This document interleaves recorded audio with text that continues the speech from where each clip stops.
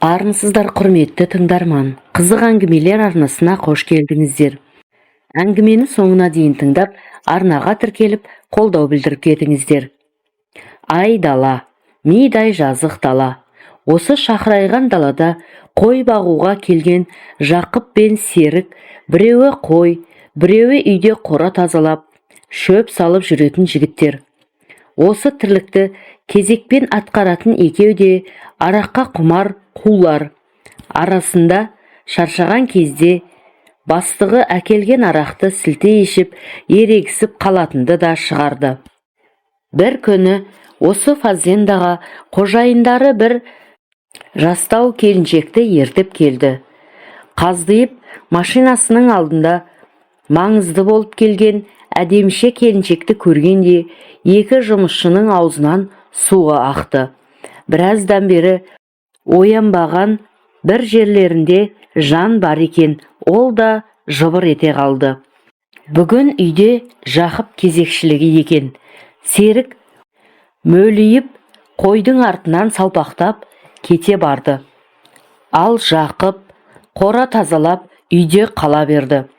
Қожайын малды ауылға бұл жолы жақсы бір дем алуға келген сияқты. Машинасынан бір жәшік сыра, ішіп жейтін жеміс жидек, тіске басар тағамдарды үйіп төгіп әкелген секілді. Молшылық болатынын білген Жақып бір шетінен қуанып та кетті. Өзімен бірге келген сылқымы машинадан әзер түсіп, мынау әкелген жеріне онша риза емес екендігін білдіріп тұрғандай болды. Көп замай тағы бір джип келді де, одан да бір еркек пен әдемі қыз ба, келіншек пе, жастау әйел адам түсіп жатты. Ал олар келген соң-ақ күн ыстық деп екі жұп екі бөлмелі үйдің ішіне молынан дастарханды жайып жіберіп, қаладан әкелген неше түрлі колбаса, гриль, нанның өзінің 4 түрі бар, балықтың өзінің 3-4 түрін әкелген, сусын мен арақта әкеліпті.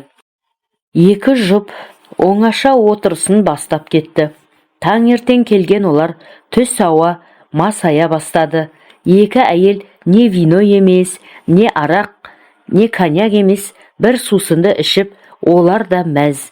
Екі еркек sıрадан бастап ішіп еді, аяғында араққа көшіп кетті екеуі.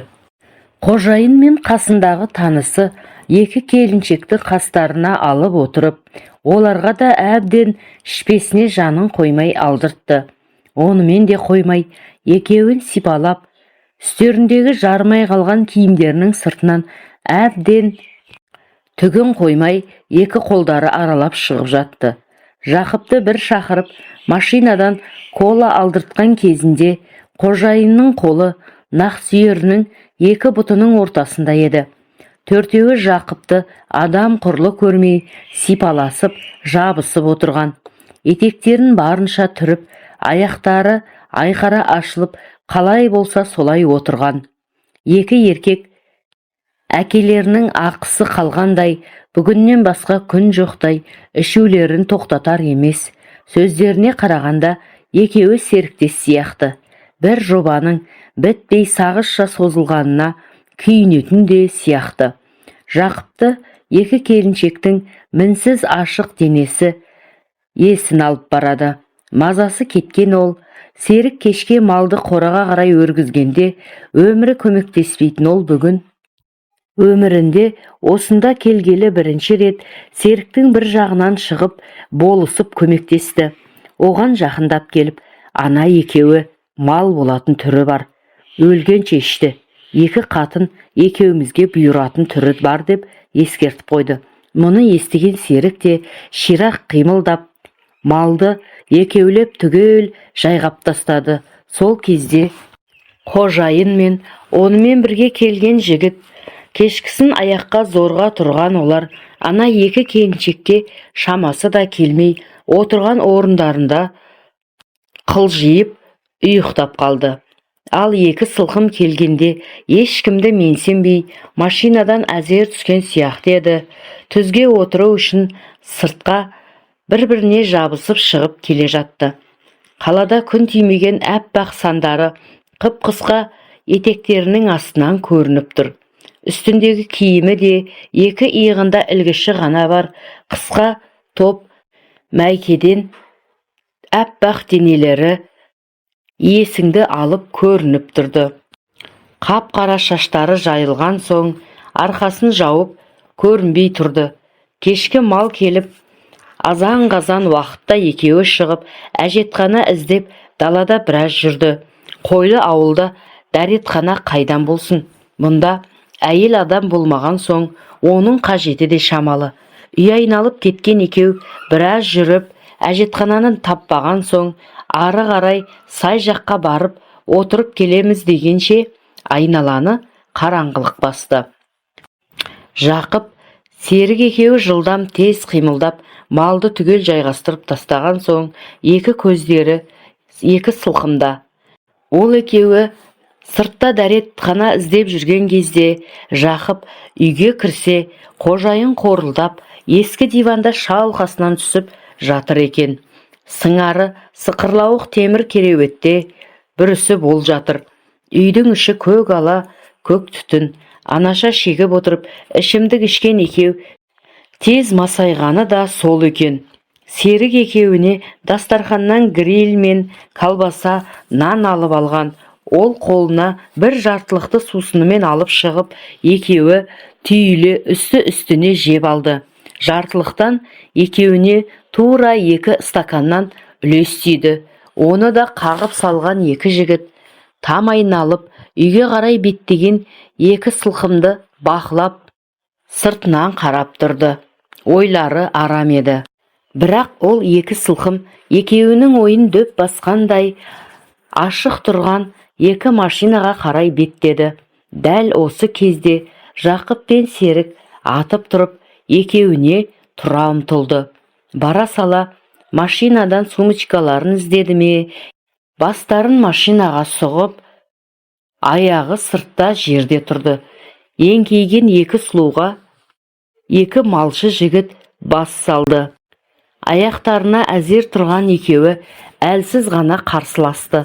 Қараңғыда екеуінің кім екенін де аңғара алмады. Жақып артқы орындықта сұлудың бұтындағы шорт-иына жармасып, оны сыпырып тастап, өзінің қақиып әлде қашан тұрып кеткен біраз уақыт әйел көрмегені білініп тұрған тастай дәу айғырын былық-сылқ етіп жатқан келіншектің екі әппақ аяқтарын айқара екі жаққа ашып жіберіп, ортасына қойып кетті. Суланып үлгермеген, дайын емес құп-құрғақ ұясын құрғақ кірген дәу сайманнан оның жан даусы шықты, баж ете қалды. Болмаған соң, Жақып кіре қоймаған сайманның басын түкірігімен сулап жіберіп, қайта тығып жіберді. Есін жиып алған келіншек қарсыласуға шамасы келмей де қалды. Дәу сайманнан бұл өзінің ойнасы емес екенін де сезді-ау, бірақ қатты ұнады ма, тырп ете алмады. Қайта өз омырауын өзі сипалап, төсін аша берді. Жақып төсек шабысына келгенде өте қуатты еркек етін. Ол машинаның тар салонында жарты сағаттай тынбай келіншектің тар ұясына өз сайманын соққылап, машинаны селкілдетіп жатты. Жаны кірген әйел «Еще» деп орысшалап, сандырақтап сөйлеп, жігіттің бар дегенін жасауға мүмкіндік беріп жатты. Ал Серікке болса, екінші машинадан түскен келіншек бұйырды. Ол қисалаңдаған келіншекке бата алмай тұрып еді. Сумочкасын іздеген сылқым оны таба алмай, жанында тұрған Серікке өтінді. «Менің сумочкам бар еді, тауып бересіз бе?» деді, буын-буынын ұстай алмай, былық-сылқ етіп. Серік жалмажан машина ішіне еңкейіп, сумочканы іздей бастап еді. Ана келіншек өз-ақ артынан келіп құшақтай бастады.